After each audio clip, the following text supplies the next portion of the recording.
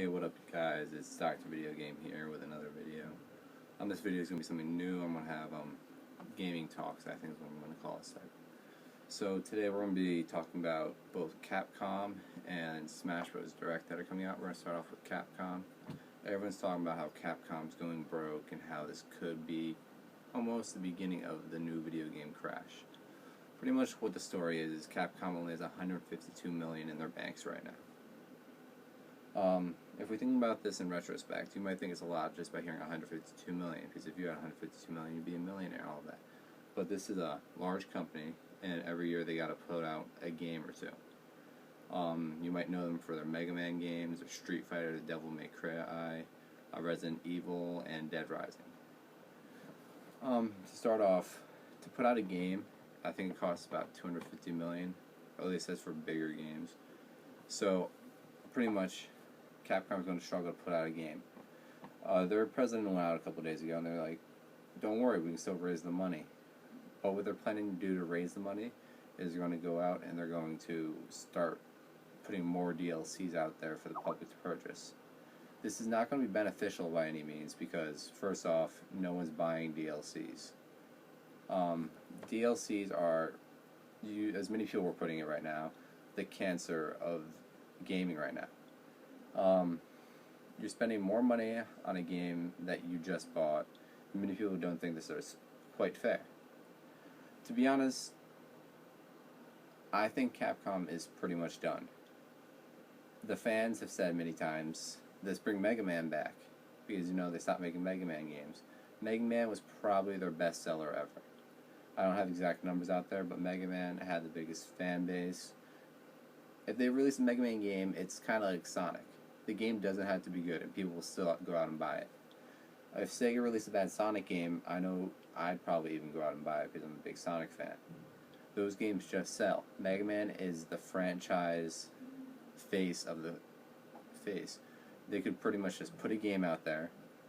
It could be a 2-level game. We would go out and pay whatever money they wanted for it. They were pretty much quite stupid to not release a Mega Man game. Capcom's other big problem is they're just not releasing games that people want to go out and buy. I don't have exact names, but probably should have done a little more research. But many games that they're releasing aren't their big name games. Their big name games nowadays are, I guess you can say, Devil May Cry, Resident Evil, and Dead Rising. Those games sell well, people want to play them. If they release more of those games, people would go and they would buy those games to play them. Instead, they're out there releasing other games, and those games just aren't going to sell. So, if Capcom's DLC plan turns out well, I still don't think after a couple more releases they're going to still be going. They're going to try to keep going for maybe 2-3 years, then I think Capcom's pretty much gone. Their DLC, I don't think it's going to get them to 250 million that they need, but it'll get them close enough to put a game out on the shelves. But I just have a feeling that Capcom's not going to put the right game on the shelves. Losing Capcom to the industry would be quite a big impact, knowing as there are many people who have a connection to Capcom. They've been playing Capcom games since they were a kid, and Capcom's kind of it's just with them.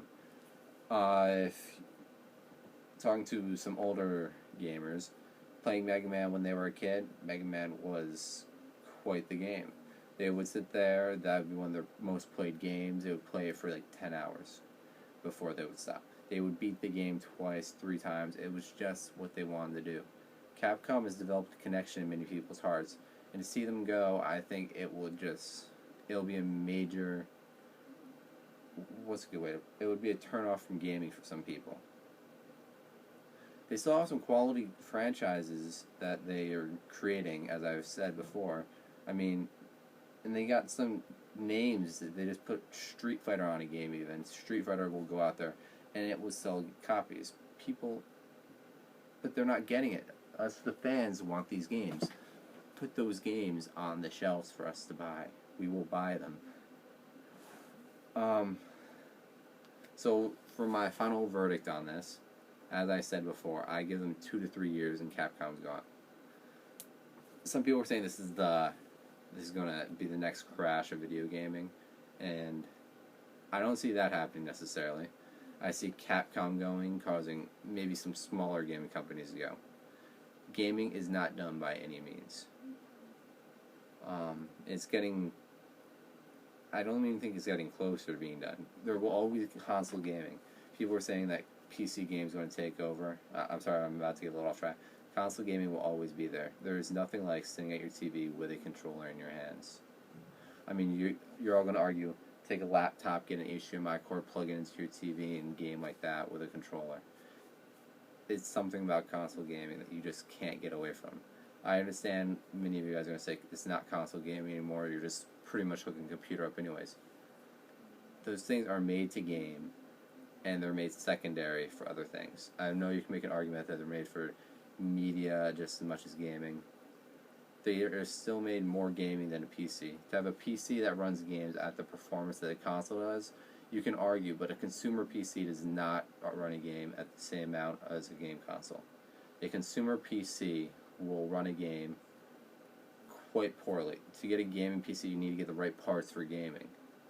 I have a decent computer. I've played games on it before. I've played games with a controller on it before. I've done everything to make it feel like a console. It's just not the same. I know I might be a console gamer at heart, and maybe that's why I'm so biased towards consoles, but there are many people like me, and console gaming is not going to die anytime soon. Sorry for getting off topic there. That wasn't supposed to be one of the topics, but now you got my standpoint on console gaming and if it'll go away.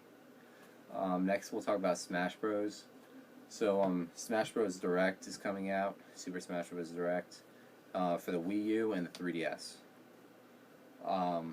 First off, I'd like to talk about this release date thing they're trying out. They're going to try to release it on the Wii U before the 3DS. What this is doing is pretty much Nintendo knows if this is the Wii U's selling point right here. Smash Bros. Direct. Everyone buys the Smash Bros. Games.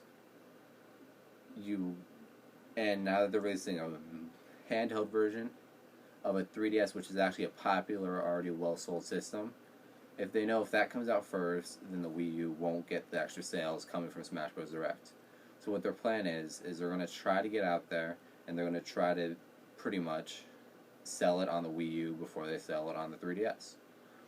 I think this is actually a smart ploy by Nintendo. The Wii U by no means is a bad system. It is you can argue that it's not a real hardware system. It's not made like it should be made. That controller, holding it is. I love the controller, to be honest. You guys will all have something saying like, that's not needed, the battery life. You guys are going to make excuses to get around maybe the greatest controller yet. Maybe it's not the greatest if you're looking at the screen. They could have made it a little held better. But there's no other controller ever like that besides the Dreamcast that had a screen on it. And to be honest, when you look back at the Dreamcast, what was your favorite part? Besides game choice, hardware-wise. You're going to say the VMU. The VMU was a screen that revolutionized gaming per se. Sure, most companies did not take that idea and put a screen on their controller. But that is something the Wii U has. You guys don't have a map besides on the bottom screen of your thing. If you're playing at Madden with your friend, they're going to see what play you choose. I mean, there's no Madden on the Wii U, but if Madden was on the Wii U, I guarantee they would have used that. The screen on the controller sells it. And so what I'm trying to say here is the Wii U is a good system. And they need to get the name out there. They need to sell it. Because to be honest, their Wii U sales are hurting. Nintendo's not dying if you guys are thinking it's dying. They're getting more sales in total than all the other companies. Because they sell the Wii still. They sell the Wii Mini that's selling decently. They sell the Wii U and they sell the 3DS. I think they're still selling the DSi as well. They are not going to die, and so they got to get their Wii U sold, though, for the sake of publicity. So in order to do this, is what they're relying on. They're relying on their biggest franchise, in my opinion, Smash Bros. So what's going to happen is Smash Bros. Is going to be released on the Wii U before the 3DS. That way people can get it on the 3DS, but they're going to have to wait. So maybe they'll pick it up a Wii U to play it earlier. I know most Nintendo fans will. So we'll go into a little bit of information that we've learned about Smash Bros. So far. We figured out there's going to be some new characters. There's going to be the Wii Fit Trainer, the Rosalina and Luma from Mario Galaxy games, if you remember. There's going to be Mega Man. Kind of goes along with Capcom. It's just kind of convenient. It doesn't actually make anything happen. There's going to be a villager. There's going to be Green Ninja. I probably said that wrong. It's a Pokemon character. There's going to be Little Mac. There's going to be some small updates, like for the sake of combat combat being the point of the game.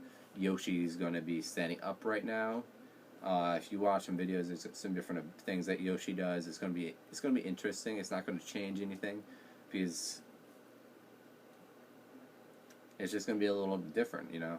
Charizard's on its own character because there's no longer going to be allowed to have people change between two characters during battle, which is, I don't know why. That's the same reason as Sheik is not allowed to be. Sheik is going to be their own character as well now. Zero Suit Samus, you probably remember that from the last game. She's her own character now. And that's it for updates and new characters. So, overall, I'm going to say I'm pretty excited for this game. I don't have a Wii U in my room, as you guys probably noticed, but my brother has one out there. He doesn't have any games for it, to be honest, because he downloads his games. So, it's going to be interesting. I can't wait to actually play it. The Wii U I think it's going to massively help the platform. It's going to boost sales. You guys are probably saying it's not going to be by much, but what was the game in Japan last year? The Xbox 360 last year was saved by a single game they released. It was a flying game. I can't remember the name, but the Xbox and the Xbox 360 in Japan were extremely weak consoles. What happened is Microsoft was smart enough to get this one game on their console in Japan, which single-handedly boosted games right before the game sales and console sales right before the holiday season in Japan. This massively helped the Xbox survive, in my opinion. It might not have been the deciding factor, but it helped them drastically. I think this will have a similar factor on the Wii U, but not just in America, almost worldwide. Smash Bros. I'm not sure if you guys play the game as much as I do. It is an amazing game, and I know for a fact I might even get a Wii U for my room for the game. I know I also need a 3DS, so I can get the 3DS version. Another thing I just wanted to bring up is there's going to be the same rosters in both games, but they're going to have different maps on the 3DS and the Wii U. I don't think this is going to affect anything. I think it gives a reason to buy both games, almost, what they're trying to do. And be like, hey, you played all the maps in the 3DS version, now go buy a Wii U so you can play all the maps on the Wii U version. Another smart little plan that Nintendo's putting on. I think this game is what Nintendo is hoping will change the Wii U's future right now. That's it for talk. I guess I'll do a couple small things about what I've been doing. I know I have a very small Nintendo 64 collection. I labeled the games on the side. I found this paper. What it is just tear off stickers.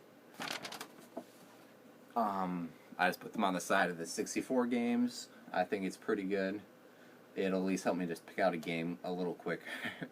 And if you look over there, you can probably see my Super Nintendo's now on the display. I can now play it just on my TV without having to go over and hook it all up. And for Matt Diesel Gaming, your package is still in my house. I'm deeply sorry. I'm going to try to get that out hopefully this week. I am on break, so I should have some time one of these next couple days to get that sent off to you. That's it for this video, YouTube. Thanks for watching, and it's Dr. Video Game, and I'm out.